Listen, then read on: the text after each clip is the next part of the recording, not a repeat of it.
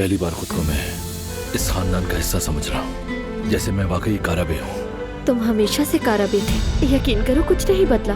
दरअसल मेरे जहन में एक अच्छा सा आइडिया आया है, यानी फराद को ये बात कैसे बताई जाए। फराद की जितनी यादें उसके असल खानदान से हैं, हम सब उन तमाम यादों को एक जगह इकट्ठा करेंगे। तुम्हारी वजह से जो इस घर में आग लगी हुई है, इसके बावजूद तुम यहाँ गए। बहुत बेशर्म हो तुम। अगर फराद को पता चल गया कि मैं उसका बाप नहीं हूँ, तो वो मुझे ढूंढ निकालेगा और मुझे मार डालेगा। तीर कमान से निकल चुका है। आप यहाँ क्यों आए हैं? फराद को हकीकत मालूम नहीं होनी चाहिए। अगर उसे पता चल फराद गया मेरा भाई है, सब जानने का हक है उसे।